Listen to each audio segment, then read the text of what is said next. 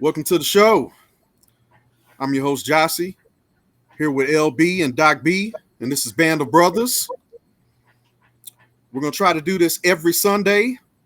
Hopefully, if our permits, we're short one brother this week, but Vernon will catch on the next one. Hopefully, he wants that name out there. All right.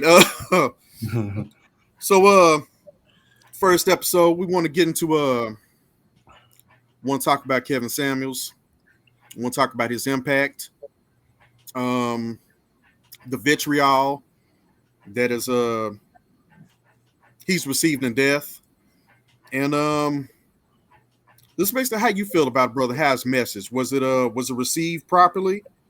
Do you think he was a misogynist? Just want to get your opinions, your thoughts. Whoever wants to start, go. I'll begin, man. I think I don't think his message was bad. I think he had good advice for men and women, but sometimes he went kind of hard on the men and women, and those are the people who got offended by his statements. He did say some stuff I didn't really agree with.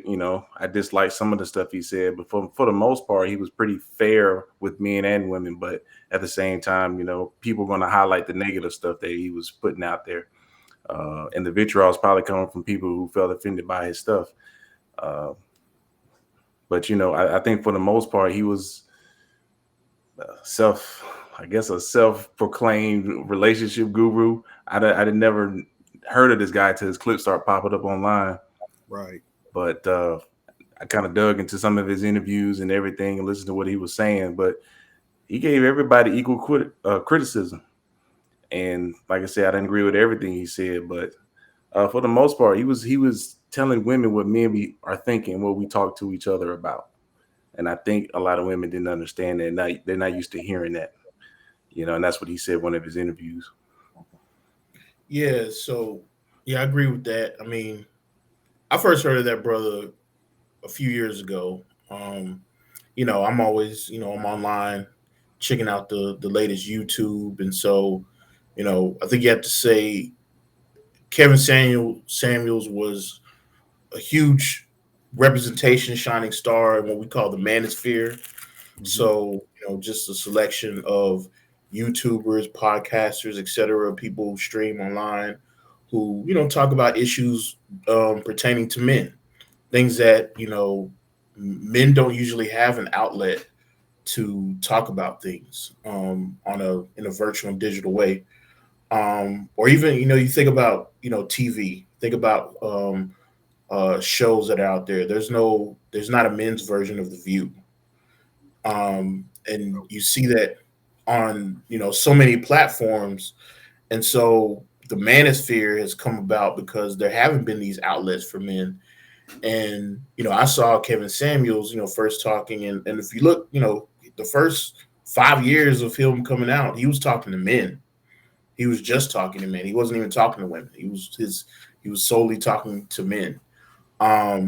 And I think at the first video I ever saw him, he was talking about cologne. I was like, who is this? What is he talking about cologne? I mean, me personally, I'm not a big fan of most store brand colognes because that stuff, I don't know. Whenever I go in the cologne section, my head starts to hurt. I think it's just something with me. But I wasn't too much this brother's talking about cologne, but then I started seeing other things he's talking about. He started talking about getting your game up in terms of clothes, in terms of, building up your wealth and, not expecting to be able to, get the high quality females, high quality women, high value women without you having, establish yourself in a certain way. And, I saw a few of his videos and that was pretty much it. I would see from time to time. But what was interesting is that, all of a sudden, well, I would just say all of a sudden, but in the past year or so, especially during the pandemic, the pandemic was good for YouTubers. It was good for people who had podcasts, good for people who were online streaming, because obviously a lot of people are at home, so they need more entertainment. And so a lot of people's channels blew up, and he was one of the individuals whose channels blew up. But I think he also started talking more to women. And I think as he talked more to women, his infamy, his popularity grew, but also his infamy grew because, yeah, he wasn't easy on men. But when when men would call in and they would talk about things, he would be very harsh. He wouldn't softball it. He would tell you how it is, how he thinks it is. And so when he started kind of switching his focus to women, he intentionally did this because if you look at his videos, he would say only women call in, only women call in. You're a man that calls in, he'd hang up on you. So it was an intentional thing. But the thing is that when you start criticizing women, especially as a man, now you're going to build up a reputation that can be potentially perceived as negative. And so I think that's what started to happen. Again, I didn't agree with everything he said, but I definitely felt like there was a powerful message behind him because ultimately, while he was talking to men in general, and he talks about the modern woman, his focus and for the most part was talking about rebuilding Black families. That was the purpose. That's the purpose of marriage. He say it is not love, it's not romance. The purpose of a family is, the purpose of marriage is, your duty and commitment to family, and to building a legacy. So, I think that was some very important messages to hear. And, more and more, you think about, young Black men and the fact that there's been an epidemic of fatherlessness for several generations. Like, where are they getting their education as far as men and manhood? Not everyone has those, adult men around them who are and more positive, because sometimes they do have adult men around them, but they're not necessarily leading them in the right path. Yeah. But how many are missing some of these basic things? Like, how do you approach a woman? How do you talk to a woman? Like, what should you do before you get a woman? What should you be thinking about? And so Kevin Samuels was one of, there's a lot of brothers online that talk about this, but he was one of them. And he was definitely a shining star in being one of those individuals who talked about this. So I think, you definitely can't discount his impact and, what he stood for. You can disagree with it, but I mean, you can't discount it. Yeah, I agree with both you brothers. My main takeaway from the brother was, I watched a couple videos and just try to get more of a feel for the brother. And impatient is one of the words I definitely say he was. He's not for your bullshit at all. You're not that whole talking over him thing. And sometimes I see him snap at times when he say you're talking over him, when they were like trying to a lot of times they were just trying to finish their point.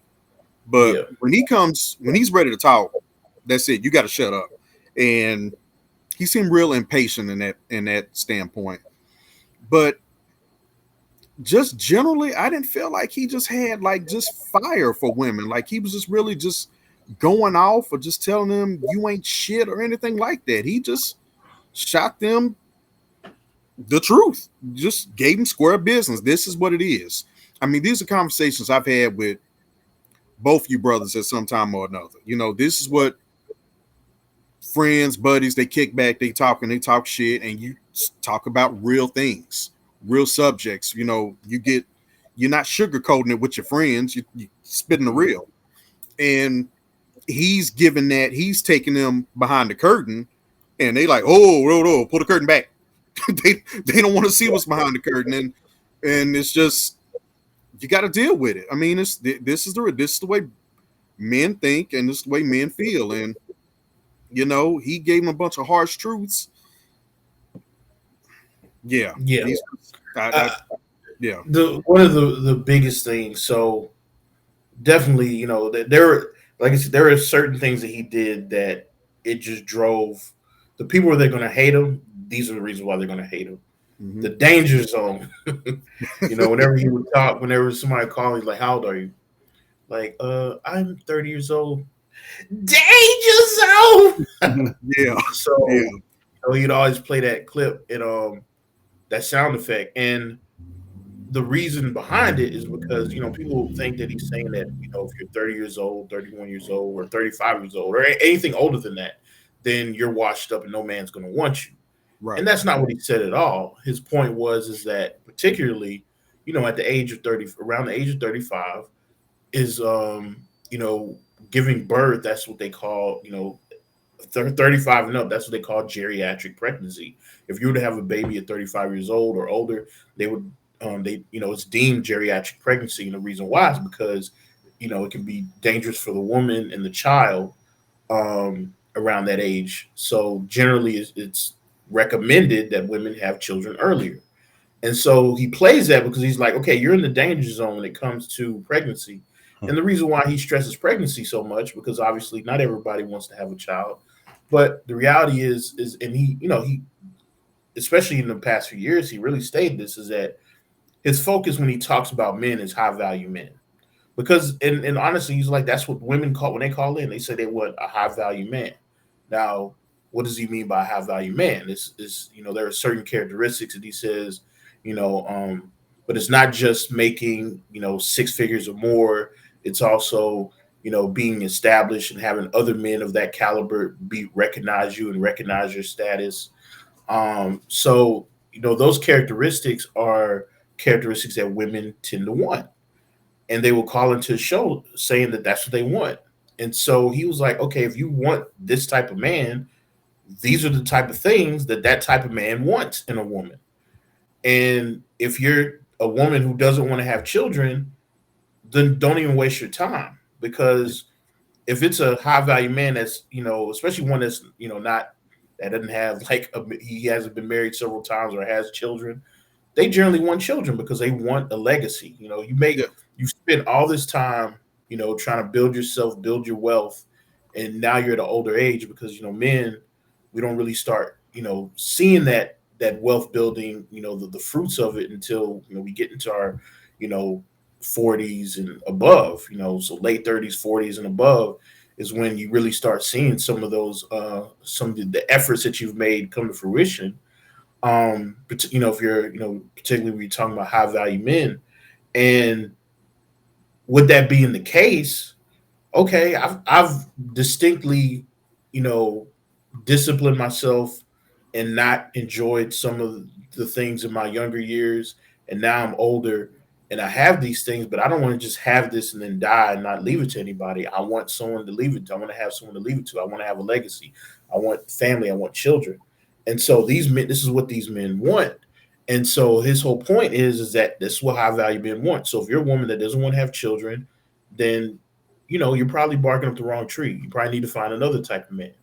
And if you're a woman that's too old to have children, or it's going to be a problem if you have children because of your age, again, you might want to find someone else. So these are the things he talked about. He focused on the high value man, and so many women called in saying, "Yeah, I want a high value man. I want a high value man. I want a high earning man. I want a man who makes money. He got to make six figures. He got to be at my level or above." It's like, okay, your level. Why does it have to be your level or above? Because and so these are the things that they would say, but it's like men don't care about your level. If you, Right. especially if you're a high value man. Now, yeah, there are men who don't have any money, and if you're a woman with means, then yes, they are going to love that you have means, because they can benefit from that. But in general, the way it's worked historically is that men don't care, because your money is not going to be their money. Yeah. Because if a woman has money, her money, your money is going to be her money. When you get married, she's going to take your money, and not to say she's going to take it, but you're going to share it. You're going to be a provider, etc. But there's never that expectation for a woman with money to just automatically, give her money up to pay for everything. And there's not a general expectation of a man to take their money. So that's one of the differences and the challenges. So for men, we're looking for something totally different. And as you said, he stated, like, we're looking, if a woman is attractive, she's fit, is she cooperative? These are the things we're looking for. These are the things men, want. They're not worried about your degree. The degrees, you can give or take a degree, but that's what women are concerned about. And they think because they want a man with a degree in education, that's also what men want, and men don't want that. So that's not the issue. So, but I think people just had a problem with him saying these things. And he can be harsh because, like you said, he's an impatient brother. So when he's talking to people, And especially because you tell people certain things and they don't want to listen to it, you got to keep telling them. And it's like, okay, I'm just going to be harsh. I Yeah. talk to, he said, I talk to you all the time. I talk to women like you all the time. Mm-hmm. So I just got to keep saying the same thing until y'all get it. Yeah, I know that. I think was it Vivica Fox had something to say about him, saying his death was karma and all that stuff. Yeah. And Yeah. I think that's one of the women he was talking about. You know, who Oh, always he want. went in on her. He went in on her. He went in on her. He was critiquing the, was it Cocktails for Queens show that she has with some other Okay. women. Okay. Okay. And they did an interview with Ice Cube back when Ice Cube was during the election when he had came up with his contract for Black America. Yeah. And you had all these Democratic operatives. They were criticizing him, saying that, oh, you're trying to get Trump in, you're trying to promote Trump. And it's like, where in the world did he ever say he supports Trump? He never Right. said that. He said that this is what he's pulling out to each party because Black folks, we should be apolitical. Apolitical. We should look at both parties and see what they're going to do for us, because neither one of them care about us. Right. They just care about our votes. So, he was like, I'm just putting it out there, and whoever talks to me, talks to me. I'll talk to whoever. And the Trump administration reached out to him. The Democratic Party it was all sketchy how they reached out to him.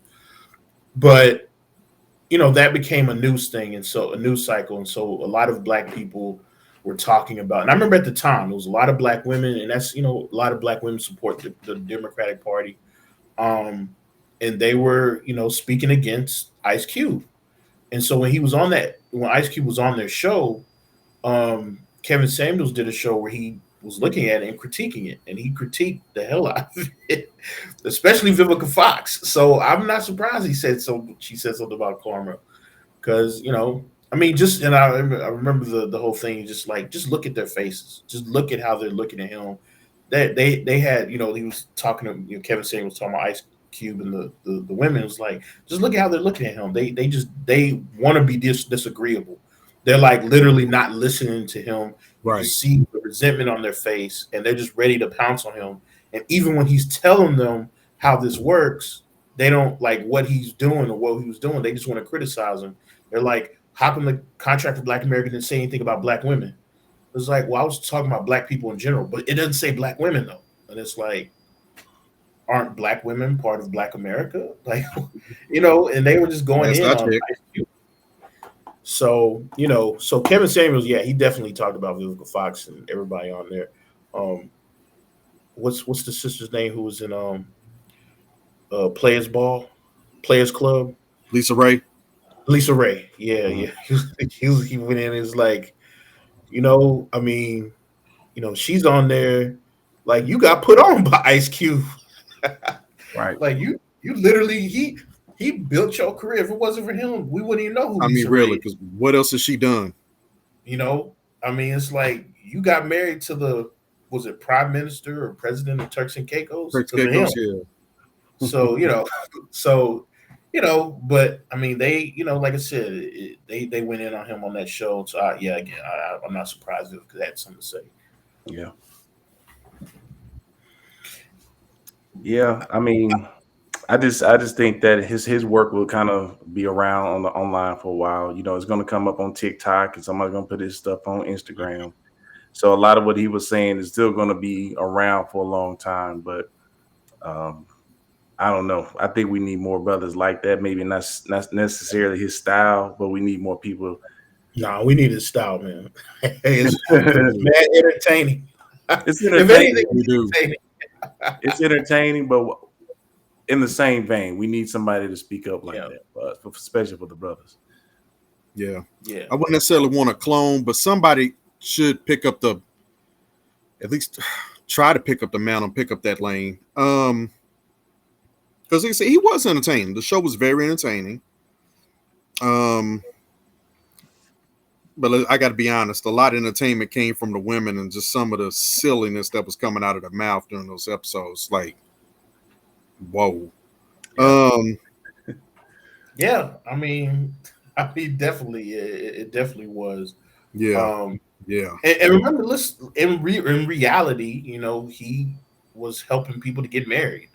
Yeah. Like people got married. I mean, he had programs where people get married. He always talks about the success stories of folks that listen to him, or he would do certain seminars and stuff. So people did benefit from it. I think what's the most unfortunate thing. I mean, obviously, the brother, not being here, but I just find it unfortunate the lies.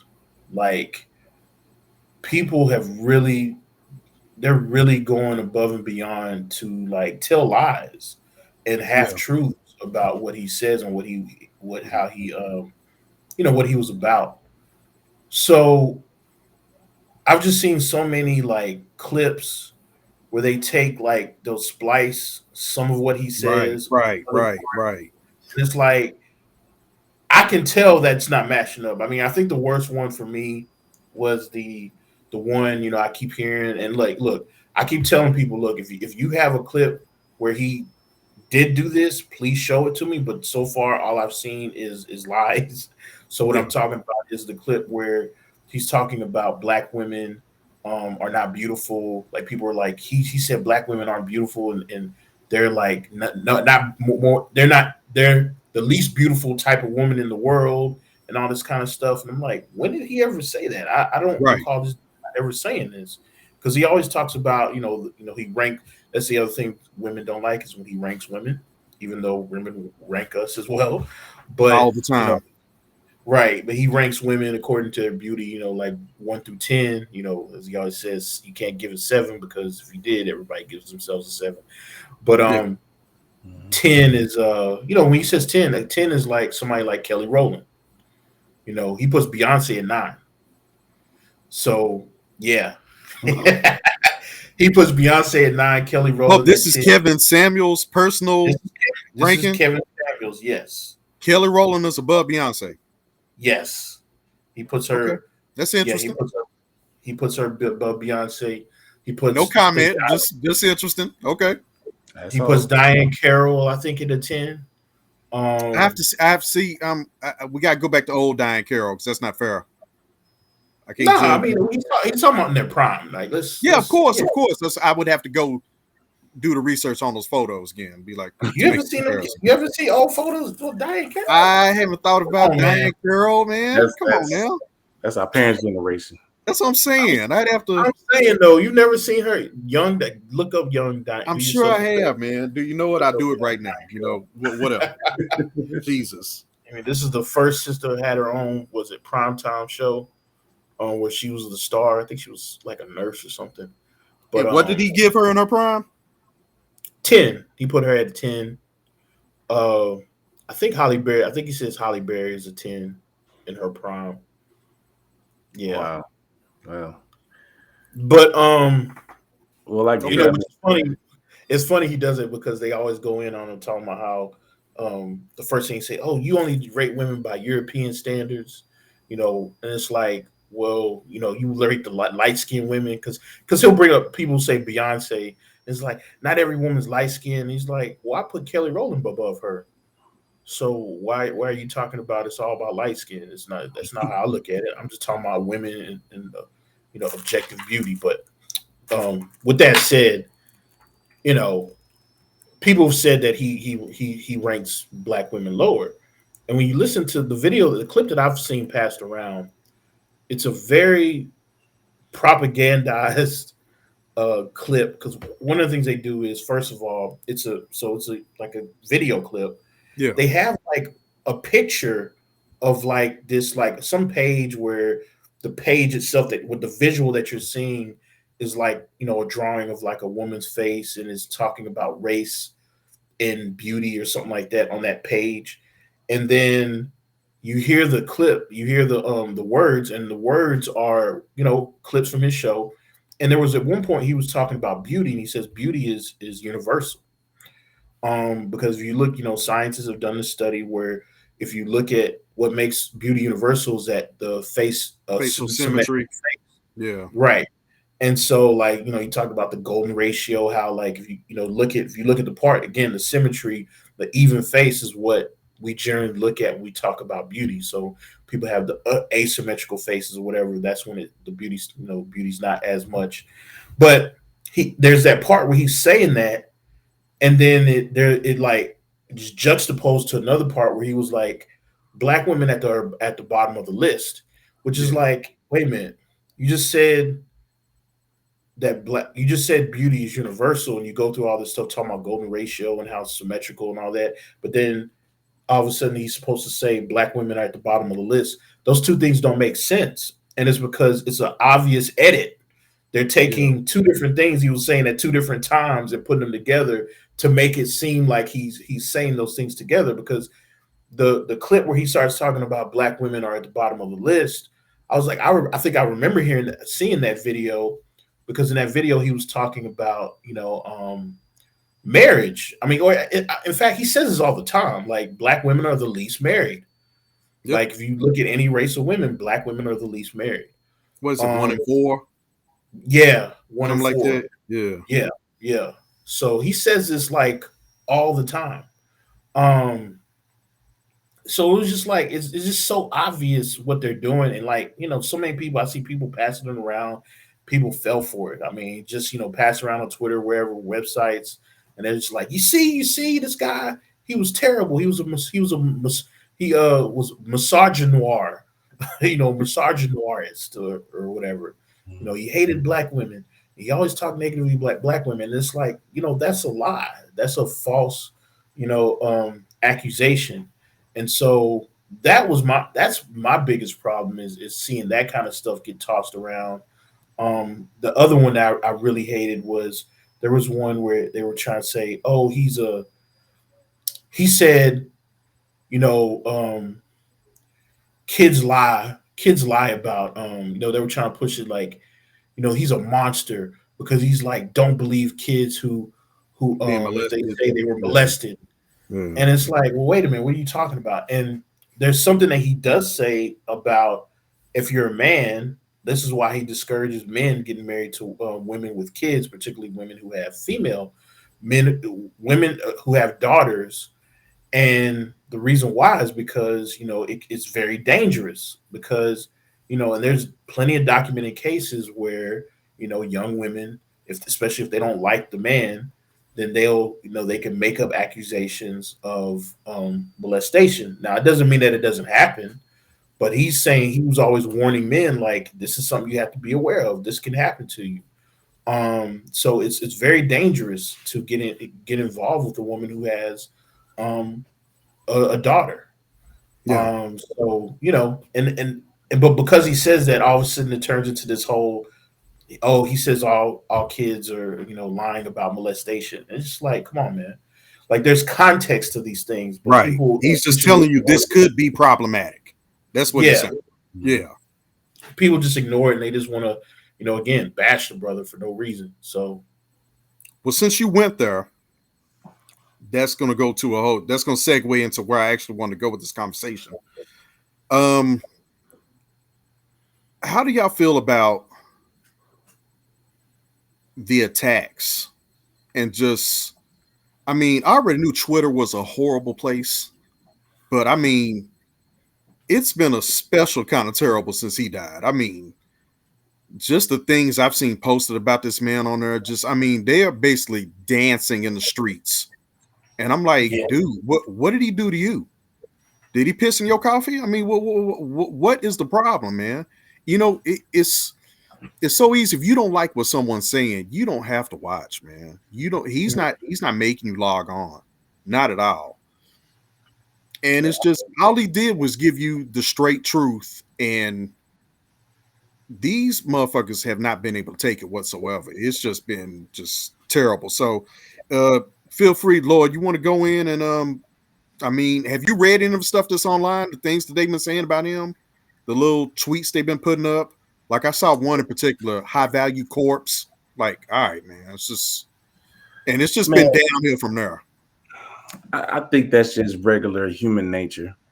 These attacks are what people do when someone's passed away. When someone has a controversial stance on certain subjects and they pass away unexpectedly, that's just human nature. Twitter is just the medium for these people to do that.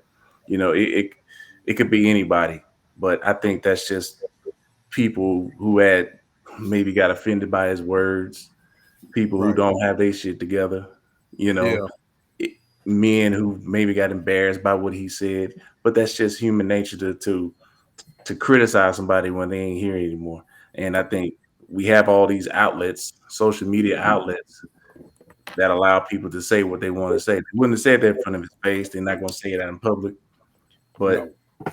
it's just that's how people are, man. And they're going to attack something that didn't make them feel good, or they said controversial stuff. And everyone has their opinions and preferences on relationships and men and women. But these people just it's just something for them to do. Try to get likes and attention, get some clout off someone's death. It ain't really personal because they didn't really know the guy. Right. So it's just them trying to get some attention from other people, get some likes. This is a way for them to get some, I don't know, shit, some, like I said, some attention to their page and say some crazy shit. But like I Do you said, it think? ain't gonna last long because another 2 weeks gonna be something else different that pops up. But do you think it speaks to the big issue of just how it's just a lack of blatant disrespect we have for each other as a people, or do you think it's more of a they're just more Twitter trolls, just like everybody has to, like you were just saying, everybody has to have something to say. Is it just come with the territory, or is this a bigger problem with us in the community, how we just don't basically give a fuck? You know what I mean? Is that fair to I, say? I mean, I think it's a little bit of that. yeah, it's At a least little bit this of this both. newer generation. It's a little bit of both. And as far as how black people treat each other, we haven't been taught to respect each other because we're always in competition with each other. We're always trying to outdo each other, Yeah. And if someone says something we don't agree with, we gotta disrespect it. We gotta criticize them. We gotta say Yeah, something stupid. We gotta break them down. But that's just who we are as black people. Not every black person, but right, as a whole, we just used to doing that. We just used to breaking each other down because we're out trying to outdo each other. We can't. We have unity when we are killed by the police. We have unity when we're done wrong. But outside of that, it's just about I'm trying to outdo this guy. I got more than what he has. She ain't shit. I got more than what she got. And we're all just trying to outdo each other instead of coming together. And I'm not saying we got to walk hand in hand down the street every damn day, but right. you don't see white folks doing that, man. You don't see Hispanics and Asians tearing each other down over something. Even if it's someone like a Kevin Sands, if he was white or another race, it wouldn't come out like this and I don't believe so either. I agree with that. criticize that man like that. But like you said, I think it's both. It's just Twitter. People get a chance to talk their shit, and then second of all, we just have that lack of respect for each other. Yeah. Well, Black Twitter is a real thing. People say Twitter's not a real place, but Black Twitter is real. And I mean, honestly, so much of Twitter is like the news stories and or the trending is really directed by Black people on Twitter.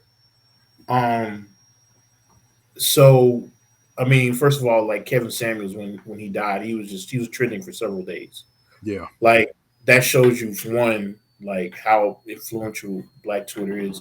But one of the problems with Black Twitter is that it's very anti-Black men. The only time, and when I say that, the times that you just said when people brings people Black folks together is when we die. Like, yeah, when Black men die, especially by if you talk about the police or somebody else, yeah, well, everybody rally behind that. That's only for a brief second, because at the same token, that same Black man, if he was alive, would be castigated. He would be thrown to the side. Nobody would care about him. So I don't know. I think a lot of times, and I say this as somebody who's been on Twitter for a while. I feel like there's oftentimes it's really easy to criticize Black men, especially straight Black men. You see, there's a huge contingent, especially you talk about blue checks. meaning Yeah. people who have been validated or certified under Twitter. You see a lot where there's always these criticisms. I remember for a while they were saying what straight black men are the white people of black people, or the white Yeah. men of black White men and people. black people. Yeah. Yeah, so you always have these moments on Twitter where there's like just some negativity about black men, and the only time there's not is when a black man dies to the hands of someone else. Maybe if Kevin Samuels was killed by police, there wouldn't be so much celebration. But I don't know. They probably still would be honest.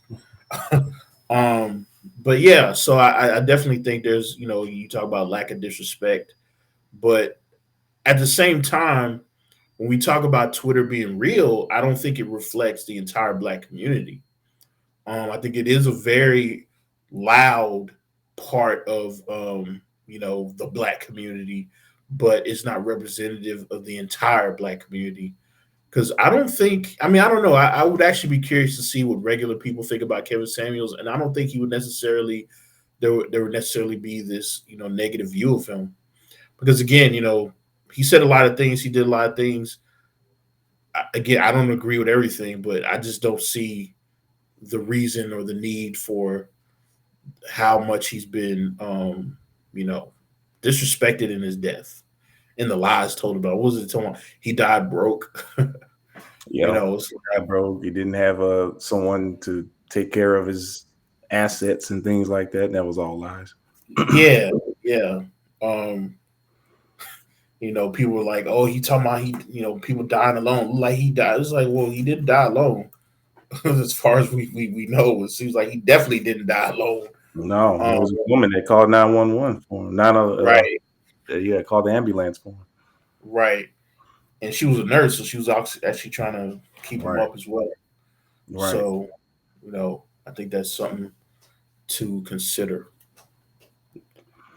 Yeah, it looks But like we lost Greg. lost Greg for Yeah, a brief moment. He probably logged back on in a second yeah, because I know I saw his camera his get stuck a little bit. yeah, But I don't know, man. I don't know what they're gonna do.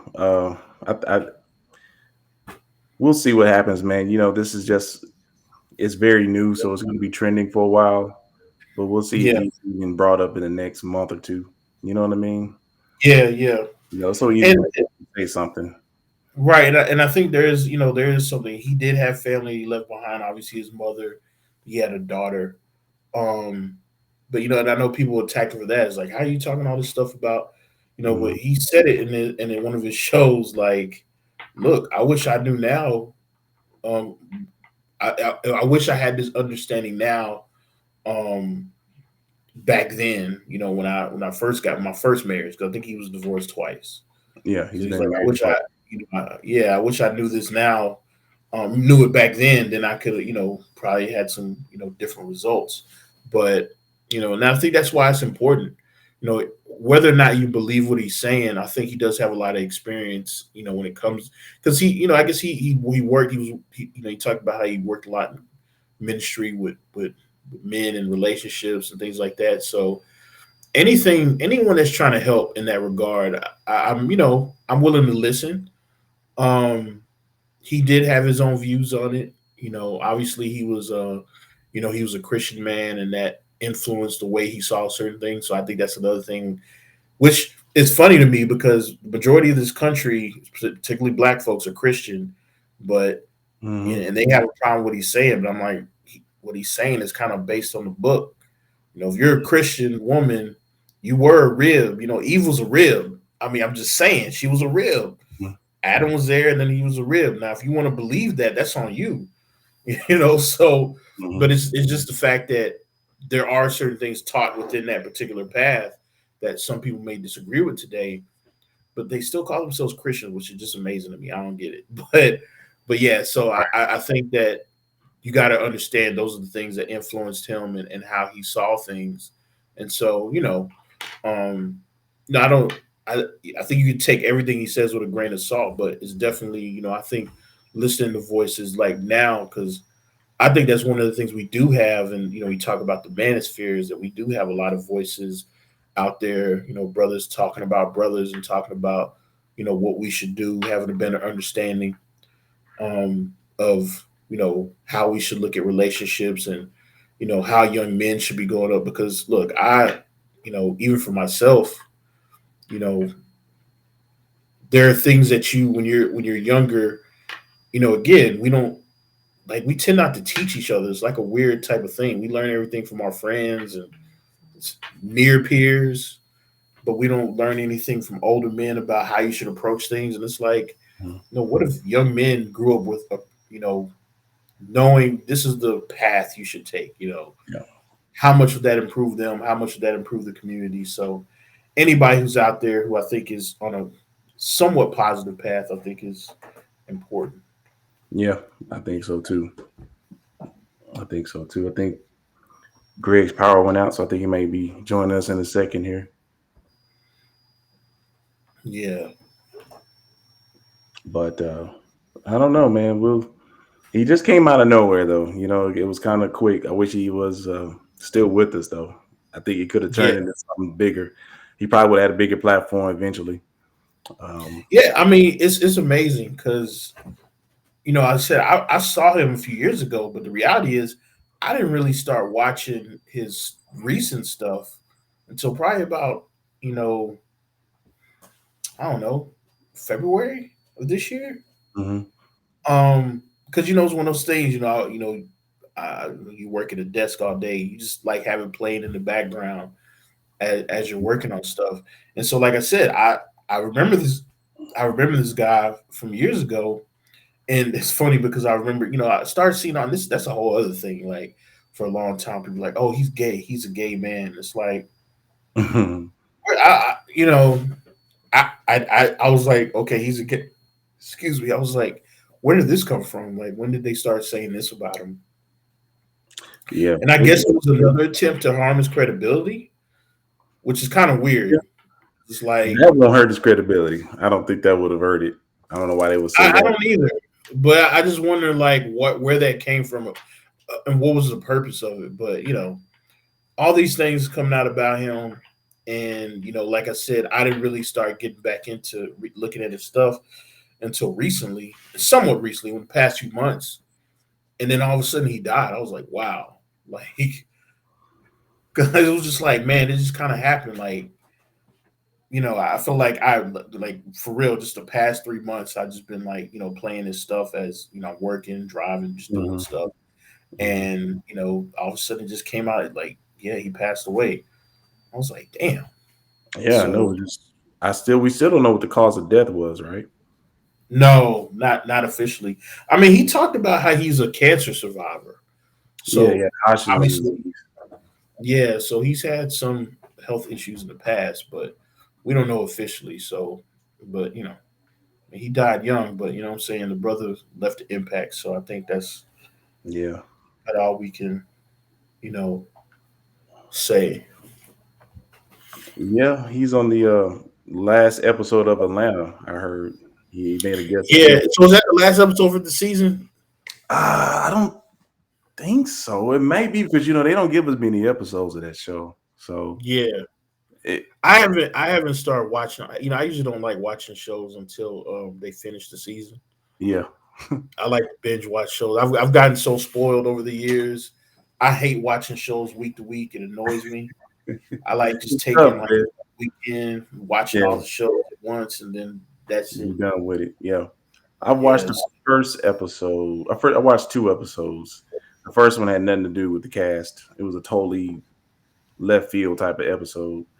It was Hmm. revolving a kid running away from home and getting adopted by a white foster family. So it had nothing to do with the cast.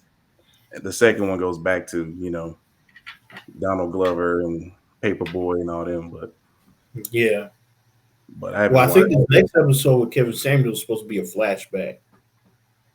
Okay. It look, yeah. I don't know, but I saw the trailer, and it was like it looked like they had the color like black and white or something on Mhm. purpose, and I didn't see any of the regular cast in it because Kevin Samuels was wearing like graduation, like I was like, was he like a dean or a principal of a high school or something? I don't know. It seemed like it was maybe a flashback to when they were younger, but I don't know.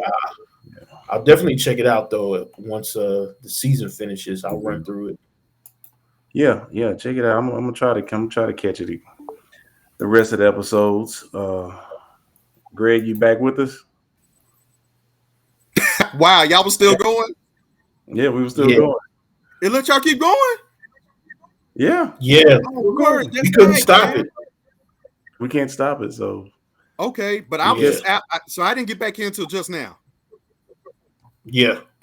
Okay, that's dope. Okay, so this is cool. So that's good to know. Even though I set this up, it don't stop on my end. Okay, so that's wow. That's a disaster. That damn. That was a good lesson that got learned there. Okay. Yeah. Damn. Okay, that's dope. That's dope. So I guess you guys talked it out. I'll see. Yeah, I think we were pretty much we were just leaving off with the Kevin Samuels being on Atlanta. Shit. Yeah, so I think we wrapped it up on Kevin Samuels as far as his legacy and and how he's going to be remembered. But yeah. Well, this episode is officially a train wreck. I may post it. I'll converse with you guys later. I mean, the conversation will remain the same, man. So go ahead and post see what happens. Okay, for sure. We had some technical difficulties on this end, but yeah. All right. Well, that's the show. Oh shit! I want to thank LB and Doc B for coming through. Yes, sir. Is the show. These are the show regulars. We're missing one brother, but it will be 4 of us next week, and we'll see you soon. All right, y'all. We'll see y'all later. See y'all next week.